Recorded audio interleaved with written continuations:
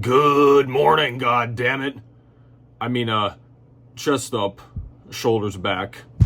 This is Revival Fitness. It's the beginning of September, and I'm gonna bulk for the rest of the year. And we're gonna really step on the gas now because I wanna hit some PRs, and I wanna get freaking huge, bro. So, time to do another full day of eating, an updated full day of eating. But I've been trying out a lot of things to get this down to the point where I don't really have many skin problems. I have a few things going on. There are a couple red spots on my body right now. It is what it is, right? I'm not going to be able to seriously bulk without it. I don't have exact running tallies for everything I'm eating, but it is well over 5,000 calories a day. Estimated, I would guess around the 5,500 point. It might even be higher. A lot of these days, I'm up until 1 a.m. or longer just eating the final meal of the day, which you're going to see. And it's kind of ridiculous, man. I've talked about before, you watch these full day of eating bodybuilding videos and these guys just eat and eat and eat and eat, and then they train and they eat. I'm not even a high level competitor, guys. And I have to do this to considerably gain weight at like a noticeable rate. Speaking of that, I have a weigh-in update for you. As of this morning, no food in my stomach, nothing else. I am 196 pounds.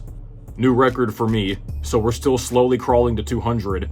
And I know you guys still can't believe the fact that I eat so much food, and you're like, how is this guy not obese by now, bro? How is getting to 200 pounds a problem? And guys are gonna say that I don't know how to track or count. Eating and metabolism and all this other stuff goes far beyond simply just, oh, well, 500 surplus a day equals 3,500 a week, which equals a pound gained a week.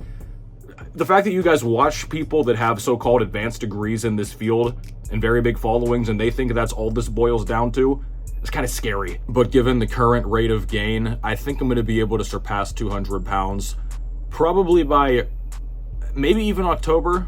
Given that I've increased the food recently, I've been doing more for breakfast, as you're about to see. So by the end of the year, we might be able to even hit 205 pounds. I'm not going to say that for sure because my metabolism is just ridiculously high, so I could easily hit a plateau with the amount I'm eating now, but I think over 200 is definitely going to happen. And now it is time for breakfast. Now, you guys know my breakfast that will never be stopped are whole eggs in the morning. It's just going to happen until the day I die. Now, the new thing is this. That's right, pancakes. Now, notice these are not of the anabolic variety. I don't add protein powder into them, which I suppose you could do that, but I don't. I have a protein shake later. Now, these are from Pearl Milling Company. This brand used to be called Aunt Jemima, and they thought she was racist or something, and they got rid of her. And now it's this boring logo and boring name. Man, justice for Aunt Jemima, bro. This is ridiculous. But I have not eaten pancakes for breakfast in a really long time. I don't think I've ever regularly done so. But I was thinking what I could add to my breakfast that's just like kind of a calorie bomb, just a lot of food really quickly. These, you can just make them and then they cut very easily given the texture. So I just went with it. So I am doing 1 cup of dry mix for these. So these ingredients are also in Spanish. So 1/4 cup is about 120 calories and 26 g carbs. Let me zoom this in closer so you can see it. There you go, 26 g carbs. And by the way, guys, the ingredients in these are not great, okay? I know that. I'm at the point with myself with this bulk, guys. I'm going full steam ahead now. The food quality is going to suffer just because for me to have the appetite to eat all of this, it's what I have to do. If you're a very skinny, naturally lanky guy yourself without a huge appetite, you may have to do this too. I still encourage you guys to eat primarily whole foods, but sometimes you gotta do what you gotta do, right? I don't encourage you to do this for a prolonged period of time. So like enriched bleached flour, this is stuff you're gonna see in any normal type of bread, by the way. These ingredients might look weird to you. Any typical bread you buy, even the so-called healthy organic bread, is gonna have the vast majority of these things in it. And this is what also really sold me on the pancakes. Maple syrup.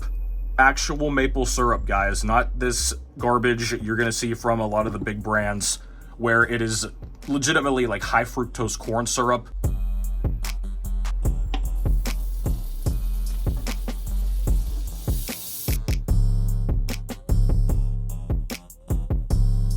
So while the eggs cook, I'm going to make the pancake batter. Now, the only thing that stinks about this pancake batter here is that it gets all over the place. It's kind of like gym chalk, right? I just keep finding it on the stove, on the countertop. I'm eating stuff I normally wouldn't eat. I'm doing things I normally wouldn't do. I'm losing my mind. Please subscribe. All right, so for the pancake batter, I'm going to add a bit of milk to it. And yes, guys, this is lactate milk. I realized in my elimination diet and then after that, the cow's milk without the lactose removed, it was giving me problems. And based on what I've done recently, most of the problems are going to be from the regular cow's milk. If you're somebody that tolerates it, go for it. I thought I was. I think because most of my life I drank it in smaller quantities, but once I started drinking a considerable amount of milk, I was up to a half gallon a day during the last phase of the bulk. It got pretty bad. So just note that down for yourself, guys. Everybody's going to have different food intolerances and things like that. Dairy is probably the most common one. All right, so we'll pour this into the pan.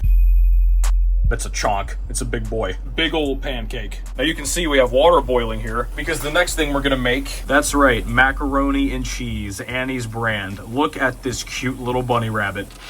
But be sure to remove your cheese packet. Don't want to throw that in the water.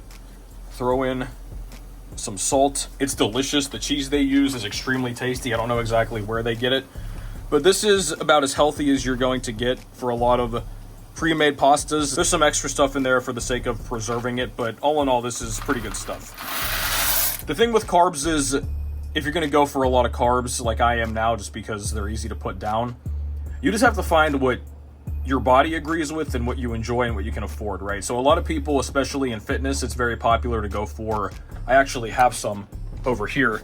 You can see white rice. It's very popular to go for white rice, and understandably so, because it's typically easier on digestion for a lot of people, especially if you are trying to eat more. Fiber is satiating and it fills up your stomach. It's indigestible. So if you're in a bulking phase, guys, and you're struggling to put on weight and find stuff to eat, make a switch, or at least try to make a switch from higher fiber stuff like whole grains and all this other stuff to the white versions of the food. That alone could help you eat more. Fiber is a non-essential nutrient, guys. If you want to eat a lot of it for whatever reason and you do fine with it, go for it. But it's not something you have to have to optimize health or performance. So you see these pancakes just lap up that syrup so quickly. I'll have to put more on. But it looks like the pasta is almost done, these little shells here. So it's time to drain that. Now something too here to mix this around, we can add just a little bit of sour cream. Mix that around for texture, and boom. And then I do this really ratchet, I just mix it around with a knife. But once again, guys, I'm not somebody that's obsessed with enjoying every meal to its apex, right? I look at this as stuff I just have to eat to reach my goals. So the eggs have been sitting over here all lonely. And while I'm eating breakfast here, you can see I am learning Spanish at the same time. Time for the macaroni and cheese. And I will eat this entire bowl while I get some work done over here. Now, one final note here. You can see there's dishes in the sink. There's going to be silverware and the stuff that I'm eating out of right now. For the love of God, guys, wash your goddamn dishes, okay? Bro, I've been to so many people's houses. This is guys and girls both. And they have just dishes stacked up to the ceiling.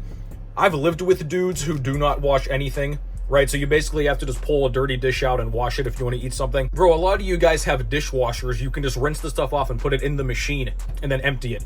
I don't even have a dishwasher here. I've got good old-fashioned soap and a sponge. It does not take long to wash your freaking dishes, guys. Some of you people live like complete slobs and losers, and you're surprised that your life represents a slob and a loser. You reap what you sow. So before we head to the gym, it's time to prepare the protein shake post-workout. I use Levels Whey right here, grass-fed protein made in the USA. If you guys want to get 20% off of your order on levelsprotein.com, you can use code MKA20 at checkout. Clean ingredients, nothing fake, tastes great, and it mixes well. So the protein shake mythology, guys, they're not essential. Like, you don't need protein shakes or you're gonna go catabolic, bro, right? I'm doing this for two main reasons. First of all, liquid food is just much easier to put down, very time effective. And two, depending on the day of the week and my other schedule and stuff, sometimes I go to a gym that is a decent drive away from me, maybe 30 to 40 minutes each way depending on traffic. So that makes it very easy whenever I'm driving home from the gym. I can just sip on this the entire way. It basically saves me from having to have another meal once I'm home. So given all of the time effectiveness factors of the protein shake, it's a no-brainer. But here is the blender I bought last year. I've been using it since. It's by Hamilton Beach. This thing is made of actual glass. It has a big amount of space you can use it for. It's got a nice handle. But I start with 2 cups of the lactate milk, and we've got the natty Jif peanut butter. Now, I've talked before, guys, why pure peanut butter, because this is labeled as natural, but there is more than just peanuts and salt in it. There's some palm oil, and they put in a little bit of sugar too, and molasses, right? So this is not as pure as actual natural peanut butter. This is, I don't want to say it's misleading, but you can find stuff that is more pure than this. But the texture of this peanut butter is much easier to spread as well as mix into a blender compared to actual natural peanut butter, which is extremely thick. It's not perfect, but for our purposes, it's gonna work. Unsurprisingly too, this is also cheaper than actual natural peanut butter because you get what you pay for. And the total amount being used here, last time I did the math, I think it came out to approximately 16 tablespoons. And that's one of the reasons a lot of people end up eating more than they think they are and why they can have trouble cutting. They think this is like a tablespoon, right? Because it just kind of fits. This is closer to 2 tablespoons, like a big gob out of the jar. An actual tablespoon, guys, you can buy little tablespoons, right? Little measuring ones that are completely listed like that. But the portions most people use, especially in the United States, if you grew up in this culture, we're accustomed to using much more than that. And once again, I don't sit here and track all this out. I don't measure everything. If you are somebody who does not have a massive appetite, guys, and I don't have a massive appetite, you can see I am doing all kinds of stuff in this video to just find ways to put food down. I don't meticulously track everything. Now, if you're cutting, I could say that's a different story, especially if you're somebody that struggled your whole life with your weight and trying to keep your weight from skyrocketing very quickly. That's different. But for somebody in my circumstance, man, I just reach into the jar, do a number of these, put them in, and then that's that. But those of you who have the same taste buds as me can relate to this. Any sort of peanut butter and chocolate combination is very good, and milk with that. To me, that's like the holy trinity of stuff I could overeat for a long time. Milk, chocolate, and peanut butter. Now it's time to add the protein. So what I do is pour all of it into this shaker. Thankfully, this shaker is a good size. It all just fits, as you can see there. And then I will keep this in the refrigerator until I leave. And then I will put this inside of a small lunchbox with an ice pack. That keeps it cold. And luckily, too, the gym I go to, they will let you use their refrigerator there to put your food in. And that keeps it cold while I work out. All right, now we're here in the car after the workout. You can see it's very dark. I got here later than I expected. This was not filmed before I got here because I didn't leave until after 7 p.m.